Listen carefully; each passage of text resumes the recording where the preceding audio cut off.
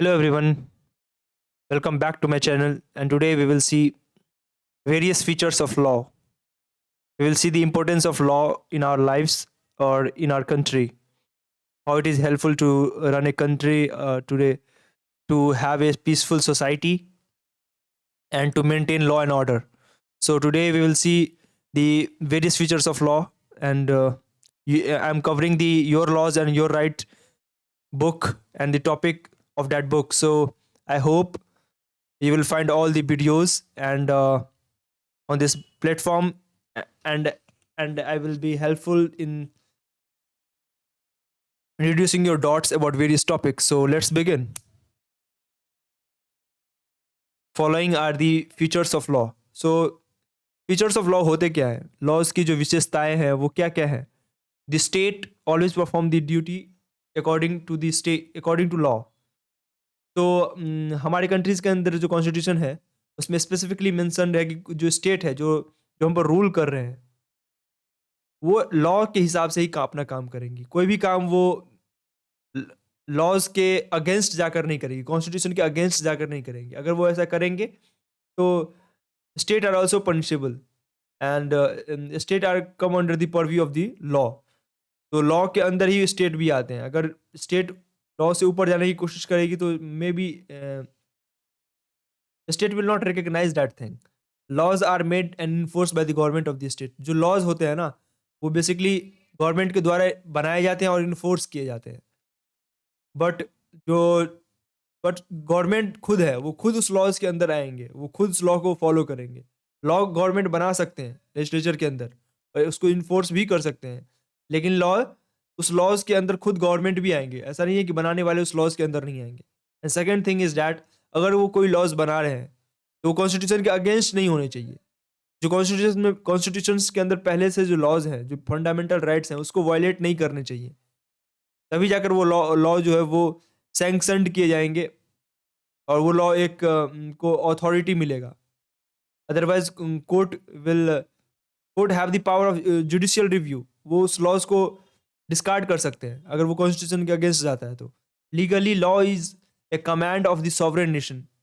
Nowadays, laws are made by the representatives of the people who constitute the legislature of the state.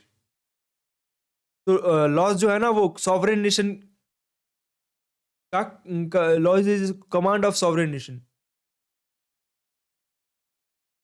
Sovereign nation को कैसे command करना है, कैसे suggest करना है, एडवाइस देना है, वो लॉज ही बताता है कि सॉवरेन नेशन किस हिसाब से अपना काम करेंगे। तो लीगली जो है सो लॉ सुप्रीम है किसी भी सॉवरेन नेशन के अंदर। Nowadays law are made by the representatives। जो लॉज होता है हमारे किसी भी कंट्रीज के अंदर वो रिप्रेजेंटेटिव्स जो पार्लियामेंट या लेजिस्लेचर के अंदर चुन के जाते हैं ना वही बनाते हैं। जैसे हमारे कंट्रीज के अंदर लोकसभा है, उसमें एमपीज वगैरह चुन के जाते हैं, मेंबर ऑफ पार्लियामेंट, और वो उनको लेजिस्लेचर बोला जाता है, लेजिस्लेटिव्स बोला जाता है। और वो लेजिस्लेटिव मेंबर्स जो है वो सभी मिलकर लॉज बनाते हैं। मेजोरिटी ऑफ द मेंबर अगर किसी लॉज पर एग्री है तो लॉज बन जाएगा और फिर वो पूरे स्टेट पर अप्लाई कर दिया जाएगा अगर वो कॉन्स्टिट्यूशन के अगेंस्ट नहीं है। तो laws is a general rule of people behaviour in a state and it applies to each and every individual of the state. Law laws जो होता है वो पीपल के बिहेवियर को कंट्रोल करने के लिए होता है कि पीपल में के बिहेवियर को कैसे नॉर्मल बैलेंस करके रखा जाए। और वो सभी जनरल रूल होता है, सभी लोगों पर ये अप्लाई होता है। पीपल के बिहेवियर पर, पीपल पर, ये स्टेट पर अप्लाई होता है। It applies to each and every individual of the state. वो सभी लोगों पर अप्लाई होता है जैसे कि मैंने बोल दिया। All are equally subject to the laws of the state. और सभी लोग, सभी individual equally subject to the laws है, मतलब सभी समान रूप से लॉज के अंडर आते हैं। लॉज के नज़र में एवरीवन, हमने पढ़ा है कि इक्वालिटी बिफोर लॉ। लॉज के लिए सभी इंडिविजुअल इक्वल हैं, तो सभी लोग इक्वली उस लॉ को फॉलो करने करने सभी को वो लॉ फॉलो करने होंगे। Aliens living in the territory of the state are also bound by the rules and laws of the state. और जो लोग इस कंट्री के हैं उन वो तो लॉज फॉलो करेंगे ही करेंगे, लेकिन जो एलियंस मतलब ये वो वाला एलियन नहीं है जो आप सोच रहे हैं, स्पेसशिप वाला नहीं। एलियंस मतलब जो फॉरेन कंट्री से आए हुए लोग हैं या जो फॉरेन लैंड से आए हुए लोग हैं किसी भी काम से, जो बहुत लंबे समय से रह सकते हैं या फिर कुछ सालों के लिए रह सकते हैं, तो वो उनका बिहेवियर भी इस लॉज़ के द्वारा ही संचालित होगा।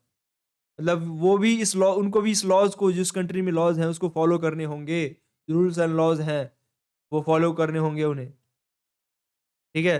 तो aliens no matter foreign country से कोई आ रहा है, कोई है, उनको वो भी इस कंट्री के लॉज़ के द्वारा बॉन्ड है कि वो उसको फ़ॉलो करें। 4th point is that law is backed by the coercive power of the state. Those who violate the laws are always punished. तो अब भाई लॉज बन गया है, लेकिन अगर लॉज फॉलो ना करे तो तो कौन पनिश कर सकता है, क्योंकि कोर्ट तो पनिश करता नहीं है। तो लॉज लॉज ना लॉज जो किसी भी कंट्री का होता है वो कोर्सिव जो स्टेट होता है, जो स्टेट के पास अथॉरिटी होता है, जो गवर्नमेंट होता है, उसके पावर से बैक्ड होता है। मतलब अगर कोई आदमी लॉ फॉलो नहीं कर रहा है तो वहाँ पे जो इंस्टीट्यूशंस वगैरह हैं, जैसे कि पुलिस हो गया या फिर अदर इंस्टीट्यूशंस हैं, वो उनको बैक करती है किसी भी लॉज को। अगर कोई इसको वायलेट कर रहा है अगर लॉ को, तो उसके उस कंट्रीज के जो इंस्टीट्यूशंस हैं, उस कंट्रीज के जो स्टेट है, पावर्स है, वो उसको पनिश करेंगे उस इंसान को, या कोई भी किसी भी इंडिविजुअल को या ग्रुप को यदि लॉ को वायलेट कर रहा है तो, ठीक है। तो लॉ हमेशा भी पावर के द्वारा सपोर्ट किया जाता है, जो पावर में है उनके द्वारा उस लॉ को सपोर्ट किया जाता है, तभी वो लॉ उस कंट्री में इन्फोर्स रहता है। Sovereignty of a state is basis of law and its compulsion to abide it. किसी भी कंट्री का सॉवरेनिटी जो है ना उस कंट्री के लॉ के द्वारा सुनिश्चित किया जाता है।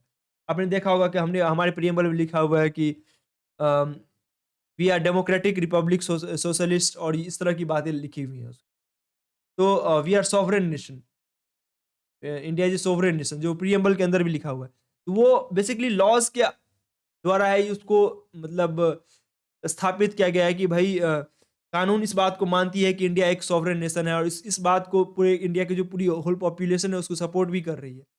तो इसलिए वो एक कानून के द्वारा, लोगों के द्वारा एक पावर उसको मिला हुआ है। वो लॉ के आधार पे ही कोई भी कंट्री अपने आप को सॉवरेन बोल सकती है कि हम सॉवरेन हैं, क्योंकि उस कंट्री का लॉ उसको बोलता है कि we all are sovereign, we are sovereign nation and we are living in a sovereign nation. So sovereignty भी लॉ के आधार पे ही बेस होती है, और it's compulsion to avoid it.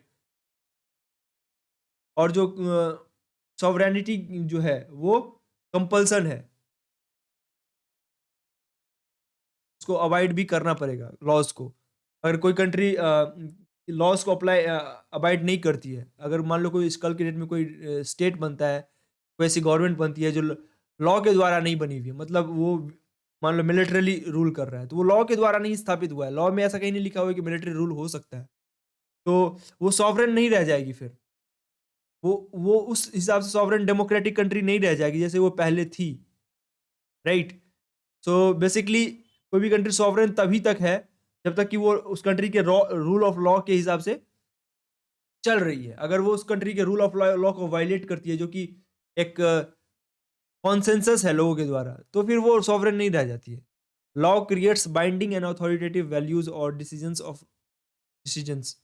Laws जो है वो बाइंडिंग अथॉरिटेटिव वैल्यू क्रिएट करती है सभी लोगों के लिए, कि वो स्टेट के अंदर सभी लोग जो हैं वो उस कंट्री के लॉज को फॉलो करें और उसके अथॉरिटी को वैल्यू करें। जो लॉ का जो अथॉरिटी, लॉ जो बोल रहा है उस बात को माने। ये लॉ लॉ लॉ इस तरह से क्रिएट किया गया।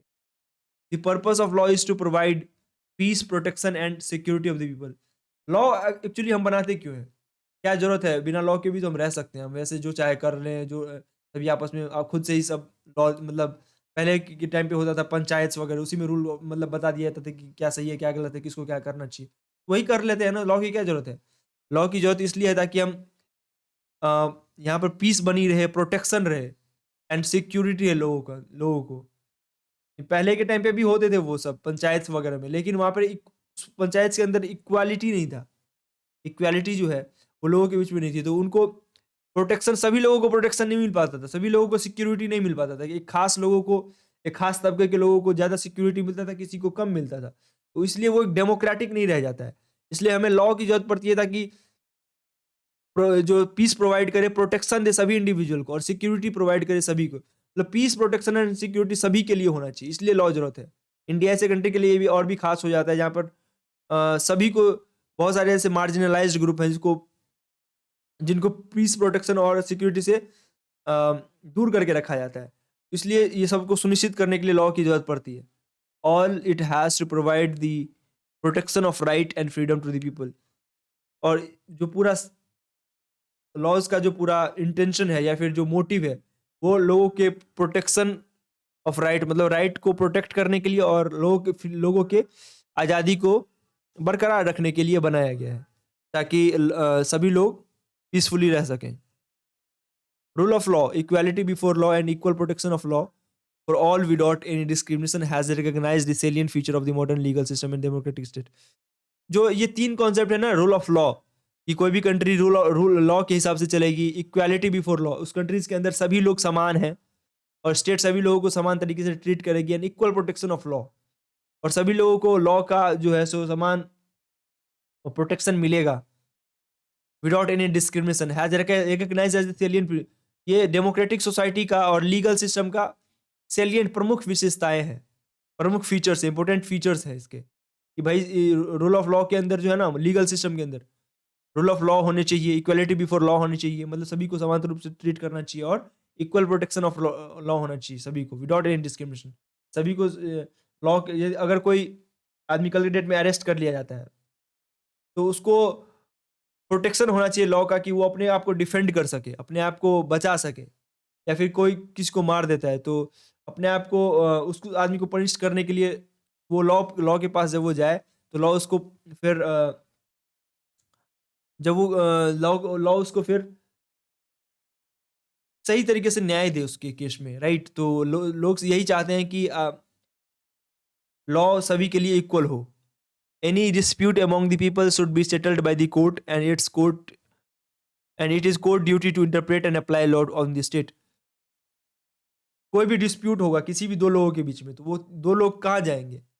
वो किसी पुलिस के पास नहीं जाएंगे, वो किसी गवर्नमेंट के पास नहीं जाएंगे, वो बेसिकली वो कोर्ट में जाएंगे। कोर्ट में जाएंगे और वो अपने लाइक वो जस्टिस के लिए मांग करेंगे। जो उसमें जो विक्टिम होगा वो कोर्ट के पास जाएगा और अपने लिए जस्टिस मांगेगा, और वो उसके अंदर कोर्ट ही फैसला देगा देगा कि क्या सही है क्या गलत है, किसको कितनी सजा मिलनी चाहिए, किसको क्या कितना कंपनसेशन मिलना चाहिए, वो कोर्ट्स तय करेगा।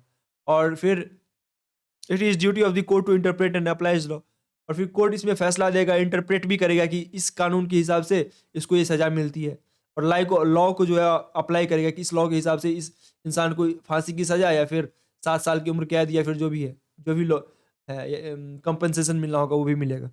तो बेसिकली कोर्ट का काम है कि कॉन्स्टिट्यूशन को इंटरप्रेट करे और उस रूल को जो कॉन्स्टिट्यूशन के अंदर है उसको अप्लाई करे डिफरेंट केसेस पर, और जो डिस्प्यूट हो उसको रिजॉल्व करे। ये सारा काम लॉ के ऊपर जो है कोर्ट के ऊपर आता है। कोर्ट लॉ को एक्सप्लेन करती है, इंटरप्रेट करती है कि ये लॉज का मतलब ये है।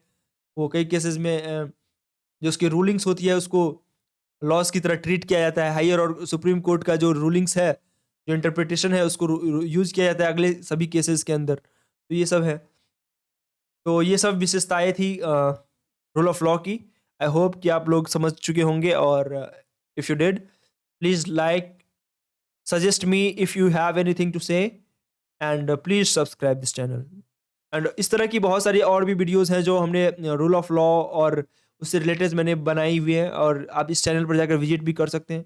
और ये जो पूरा लेक्चर है वो your laws and your right का जो सीरीज़ है, बुक्स जो है बीए प्रोग्राम के अंदर, उससे उसको मैं कवर कर रहा हूँ। तो और भी बहुत सारी वीडियोस हैं, आप जाकर चेक कर सकते हैं चैनल पर। That's it for today. Thank you, have a nice day.